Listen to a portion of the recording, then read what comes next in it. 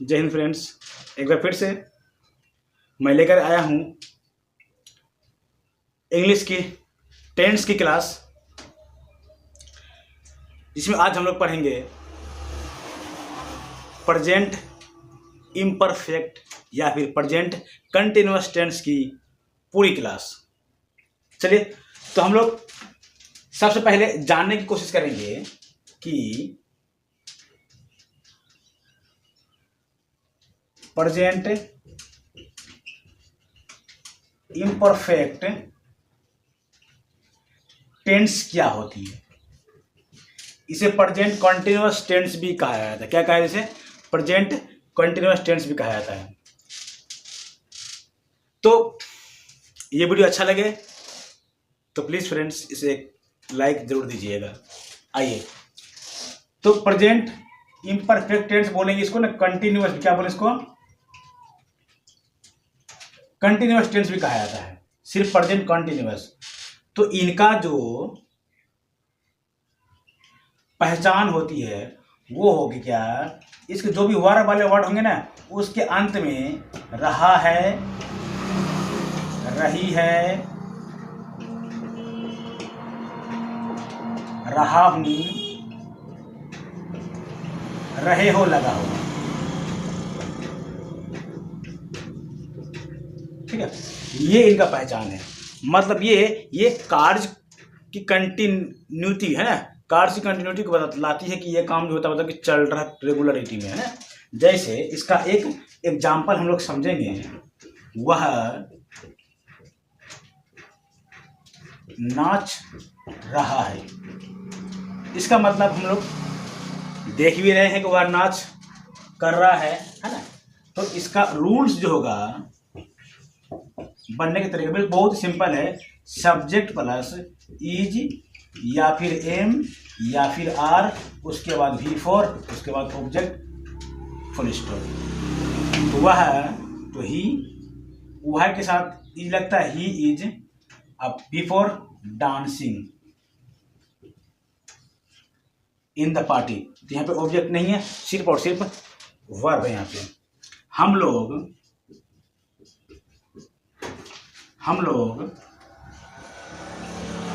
Cricket खेल रहे हैं। जी हाँ दोस्तों, हम लोग क्रिकेट खेल रहे हैं। तो यहाँ पर क्या आ जाएगा? वी के साथ लगता है आर, प्लेइंग क्रिकेट। तो ये एक एफर्मेटिव सेंटेंस का नियम है। आशा करता हूं दोस्तों ये आपको समझ में आ गया होगा। और रही बात ये इज एम आर का प्रयोग, तो हम लोग समझेंगे यहाँ पर इज का प्रयोग, एम का प्रयोग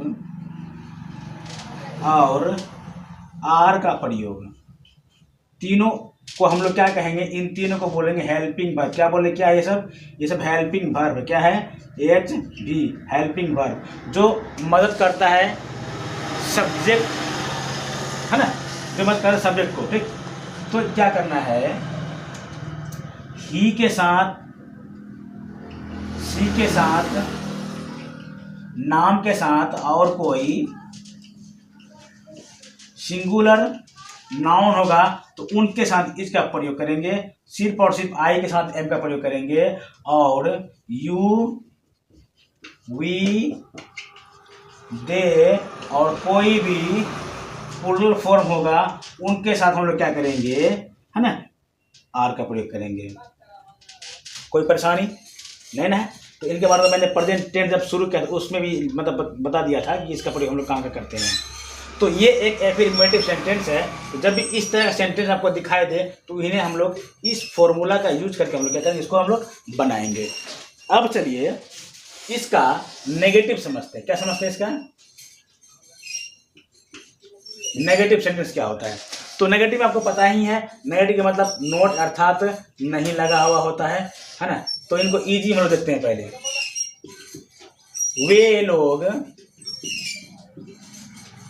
वे लोग अंग्रेजी नहीं सीख रहे हैं। वे लोग अंग्रेजी नहीं सीख रहे हैं, है ना। तो इसका पहले रूल्स हम लोग समझ आएंगे कैसे कैसे बनता है। सब्जेक्ट प्लस इज या फिर एम या फिर क्या बोले तो आर, उसके बाद नोट लगाना है, उसके बाद V4 अंत में ऑब्जेक्ट का चिन्ह लगाना है। तो ये इसका बनाने का तरीका है। तो वे लोग इसका सब्जेक्ट है, तो सब्जेक्ट में क्या करना है, दे के साथ क्या लगेगा are, they are not learning English. आप यहाँ नहीं रह रहे हैं, तो क्या हो जाएगा, यू के साथ लगता है आर, यू आर नॉट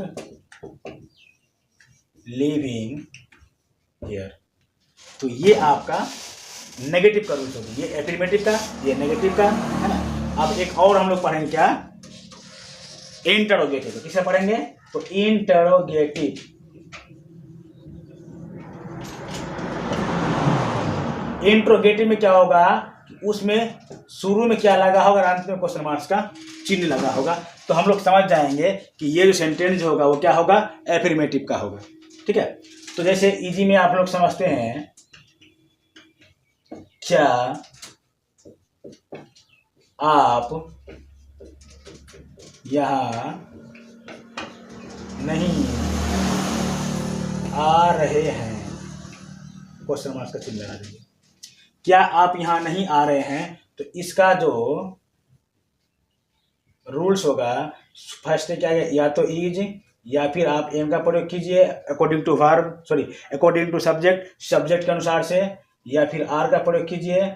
उसके बाद सब्जेक्ट नोट है लगा हुआ तो नोट सब्जेक्ट के बाद लगाइए, उसके बाद V4 अंत में ऑब्जेक्ट और फिर क्वेश्चन मार्क का चिन्ह आप लगाइए। तो ये है फ्रेंड्स इंट्रोगेटिव सेंटेंस का नियम। आप प्रत्येक नियम को एक एक करके आप नोट करते जाइएगा और इस वीडियो को जरूर शेयर कीजिए, जल्दी शेयर कीजिए आप, समझे ना, ताकि आप जितनी शेयर करेंगे उतना ही पढ़ने में और मजा आएगा, ठीक है ना। चलिए आप इसको एक एक करके उतारते जाइए, ठीक है। चलिए जल्दी। अब देखिए ये इंटरोगेटिव बनेगा कैसे, इनको देख के बनाना है।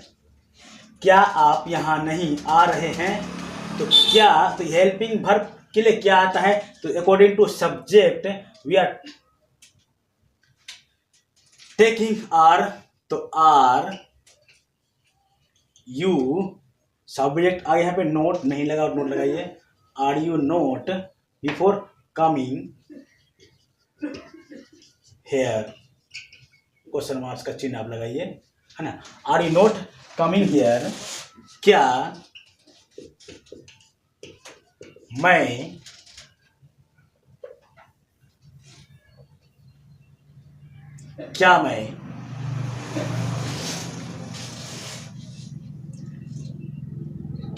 इस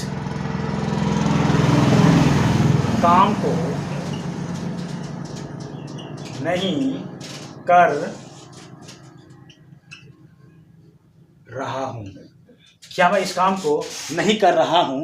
तो देखिए यहाँ पे, तो अकॉर्डिंग टू सब्जेक्ट तो क्या लगेगा यहाँ पे, am I not doing this work, am I not doing this work, क्या मैं इस काम को नहीं कर रहा हूं, है ना। तो ये है आपका फ्रेंड्स एफर्मेटिव सेंटेंस का रूल्स। इन्हीं को देख करके इस तरह के सेंटेंस को हम लोग क्या करेंगे, है ना, बनाएंगे और बनाते भी हैं। अब चलिए इसका एक सेंटेंस आता है क्वेश्चन टेक, यानी कि टर्म एंड कंडीशन वाला। उसमें कब, कहाँ, क्यों, कैसे, किस तरह से, किस कारण से, किस हैसियत से, है ना। तो कुछ भी आएगा यहाँ पर तो हम लोग उसको हम बोल सकते हैं वो क्वेश्चन का टेक होता है। एग्जाम्पल के तौर पर हम सब अंग्रेजी क्यों सीख रहे हैं। हम सब अंग्रेजी क्यों सीख रहे हैं, तो यहाँ पे एक क्यों जो लगा हुआ है, ये क्वेश्चन वाला वर्ड है, तो इनका हम लोग क्या करेंगे, रूल्स पढ़ेंगे। सबसे पहले क्या है, क्वेश्चन वाला वर्ड, उसके बाद हेल्पिंग वर्ब इज या फिर एम या फिर आर, है ना, लगाना है। उसके बाद सब्जेक्ट, नोट है तो यहाँ नोट लगाइए। उसके बाद बिफोर एंड ऑब्जेक्ट, लास्ट में क्वेश्चन मार्क का चिन्ह आप लगाइए। तो हम लोग अंग्रेजी क्यों सीख रहे हैं, तो यहाँ पर question word why are, helping verb subject के अनुसार से we, why are we learning English. तो ये जो है, ये इस तरह का सेंटेंस का बनाने का नियम है दोस्तों। इन्हें आप अच्छी तरह से नोट करके याद कर लीजिएगा, बहुत ही मजा आएगा बनाने में, ठीक है। अब देखिए, राधा इस गांव में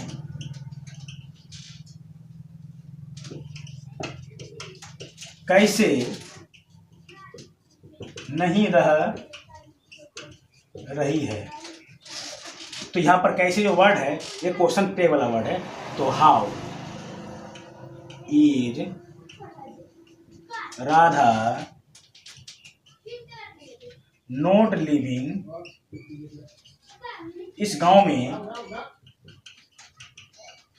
इन दिस विलेज। राधा इस गांव में कैसे नहीं रह रही है। तो ये है फ्रेंड्स प्रेजेंट इम्परफेक्ट बोलिए या प्रेजेंट कॉन्टिन्यूअस टेंस बोलिए, उस टेंस का क्वेश्चन टैग का बनाने का नियम। तो आशा करता हूं कि आपको इस तरह का सेंटेंस, आपके पास बुक्स होंगे, बहुत सारे बुक्स होंगे, आप उनमें बनाइए। सारे सवाल आपसे बनेंगे, मतलब सारे सेंटेंस जो ट्रांसलेट इनटू इंग्लिश करना है, हिंदी से अंग्रेजी करना है, तो इन सभी को देख करके आप बनाइए। आप इस चैनल पर बने रहिए। मैं रोज़ पूरा टेंस का कंप्लीट, फिर वॉइस, फिर नरेशन, मतलब कि इस तरह से जितने भी इंग्लिश ग्रामर होंगे सारा चीज़ मैं लेकर के आऊँगा। फिलहाल मैं शुरुआत तो टेंस से किया हूँ, सारे टेंस खत्म होने के बाद ही मैं दूसरा टॉपिक को लेकर के आऊँगा, है ना। तब तक के लिए फ्रेंड्स देखते रहिए इस चैनल को, और इस चैनल को अपने फ्रेंड में जरूर शेयर कीजिएगा। अब मैं ये बात बताने जा रहा हूँ, इसके बाद जो टेंस आएंगे वो आएंगे प्रेजेंट परफेक्ट टेंस। क्या आएंगे, प्रेजेंट परफेक्ट। तो प्रेजेंट परफेक्ट टेंस का हम लोग करेंगे इंतजार, बस लेकर के आ रहा हूँ बहुत जल्द, है ना।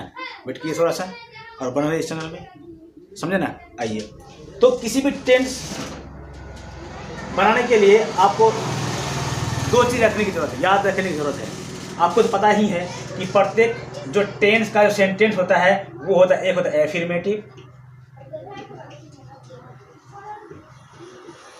या इसी को पॉजिटिव सेंटेंस भी बोलते हैं। क्या बोलते हैं इसको, पॉजिटिव भी बोलते हैं। दूसरा नंबर दोस्त नेगेटिव,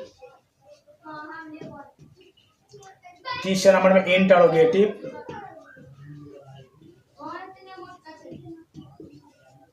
चौथा नंबर क्वेश्चन टैग अर्थात टर्म एंड कंडीशन वाला, है ना। तो ये चार तरह का सेंटेंस जो होता है कि प्रत्येक टेंस में बनेगा आपको, ठीक। उसके बाद दो चीज याद रखना, और पहला नंबर क्या है कि टेंस का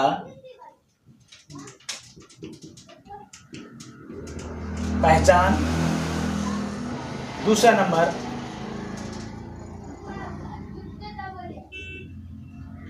टेंस के अंतर्गत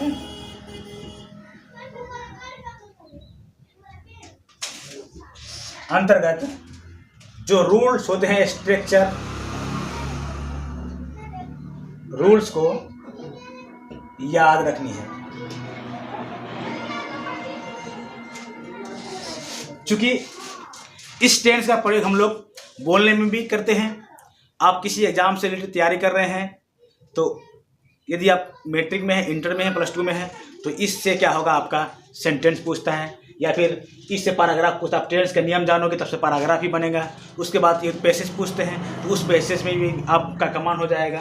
क्योंकि आपका रूल्स ही नहीं पता है, तो आप फिर पैराग्राफ या फिर पैसेज या फिर संक्षेपण किसी भी चीज़ को आप नहीं कर पाएंगे। चलिए, इसी के साथ मिलता हूँ नेक्स्ट वीडियो में। तब तक के लिए जय हिंद। आप अपना ख्याल रखिए।